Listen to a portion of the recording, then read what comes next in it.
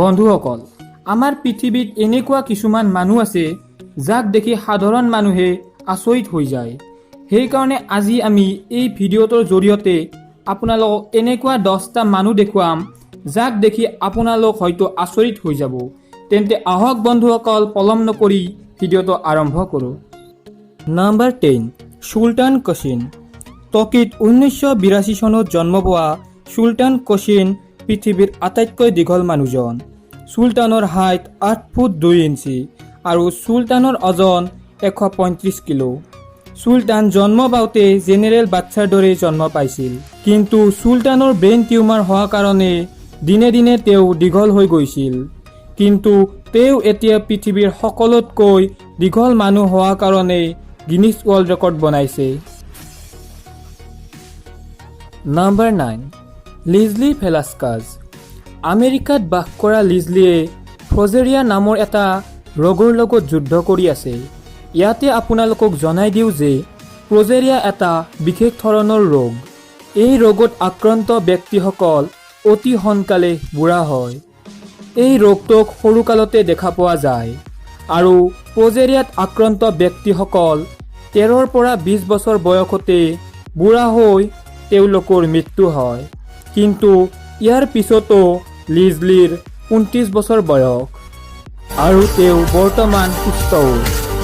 এই বেমাৰটোৰ কাৰণে লিজলিক বহুতো মানুহে পৃথিৱীৰ সকলোতকৈ অসুন্দৰ মহিলা বুলিও কয়। কিন্তু লিজলিৰ মতে সুন্দৰতা মানুহৰ ভিতৰতহে থাকে।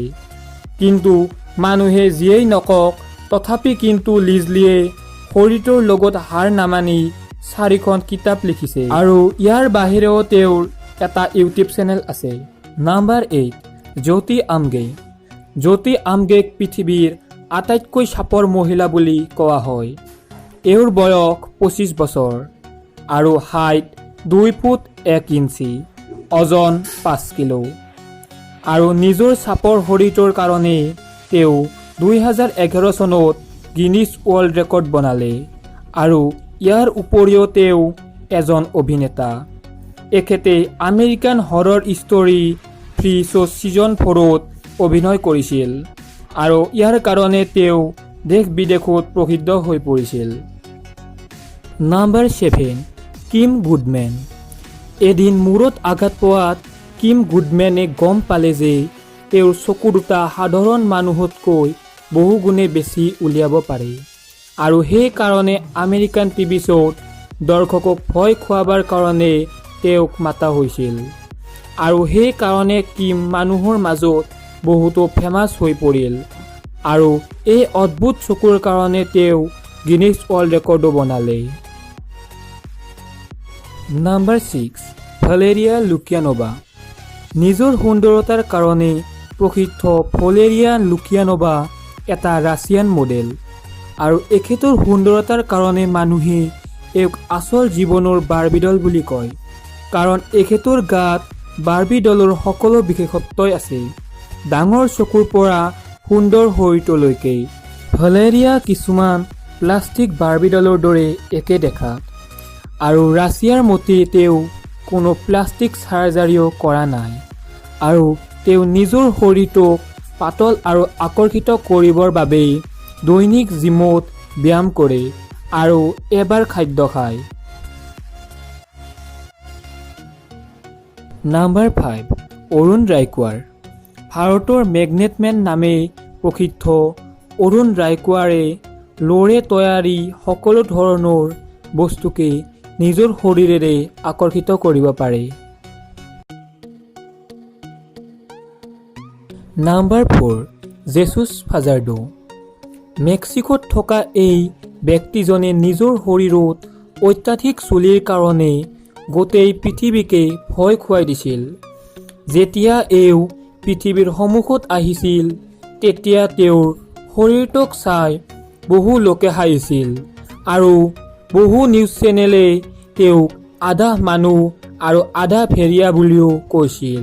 এইবোৰৰ পিছত জেছুছে ইণ্টাৰভিউত নিজে কৈছিল যে শৰীৰটোত ইমান চুলি থকা কাৰণে তেওঁৰ জীৱনত বহুতো সমস্যা আহি পৰিছিল, যেনে ধৰক পঢ়া এৰিব লগা হৈছিল কাৰণ স্কুলত সকলো ল'ৰা ছোৱালী একগোট হৈ তেওঁক জকাইছিল। কিন্তু এতিয়া জেছুছক নিজৰ শৰীৰটোৰ ওপৰত অলপো লাজ নালাগে। জনা যায় যে সমগ্ৰ পৃথিৱীত মাত্ৰ এনেকুৱা 50 জনহে ব্যক্তি আছে। নাম্বাৰ 3 আবুল কাজাণ্ডাৰ। বাংলাদেশৰ এই 27 বছৰীয়া ব্যক্তিজন দ্য 3 মেন ডিজিজ ৰোগত আক্ৰান্ত। এই বেমাৰটো হোৱাৰ কাৰণে তেওঁৰ হাত আৰু ভৰিত কিছুমান গছৰ সৰু শিপা আৰু ডালৰ দৰে কিছুমান বস্তু ওলাই আহে। সমগ্ৰ বিশ্বত এনেকুৱা ৰোগত আক্ৰান্ত কেৱল 4 জনহে আছে। বাংলাদেশৰ ডক্তৰে চাৰ্জাৰীৰ জৰিয়তে তেওঁৰ হাত আৰু ভৰিৰ পৰা 5 কিলোৰো অধিক উলিয়াইছিল, কিন্তু বৰ্তমানো এই ৰোগৰ ঔষধ ওলোৱা নাই।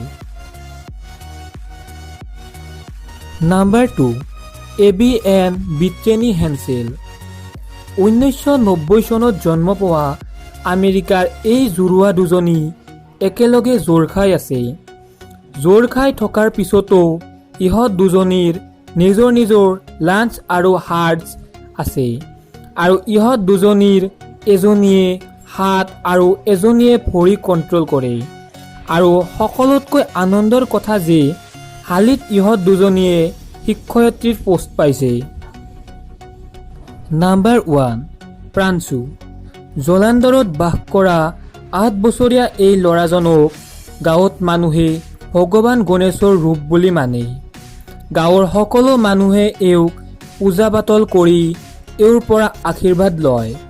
প্ৰাঞ্চুৱে জন্মৰ পৰাই এই অৱস্থাটোৰ লগত যুঁজি আছে, আৰু এই অৱস্থাটোৰ কাৰণেই তেওঁৰ চকু দুটা বহুত সৰু আৰু তেওঁৰ মূৰটো বহুত ডাঙৰ। আনকি প্ৰাঞ্চুৱে ভালদৰে খোজ কাঢ়িবও নোৱাৰে। গাঁওবাসীৰ লগতে প্ৰাঞ্চুৰ দেউতাকেও এই কথাটো মানে যে প্ৰাঞ্চু ভগৱান গণেশৰ ৰূপ। তেন্তে বন্ধুসকল, এইকেইজন ব্যক্তিৰ কোনকেইজন অদ্ভুত যেন লাগিছে আৰু কোনকেইজন ইউনিক যেন লাগিছে আমাক কমেণ্টত নিশ্চয় জনাব। তেন্তে বন্ধুসকল, আজিৰ ভিডিঅ'টো আমি ইয়াতে সমাপ্ত কৰিলোঁ। যদি ভিডিঅ'টো ভাল লাগিছে তেন্তে লাইক কৰক, কমেণ্ট কৰক আৰু আমাৰ চেনেলটো ছাবস্ক্ৰাইব কৰক।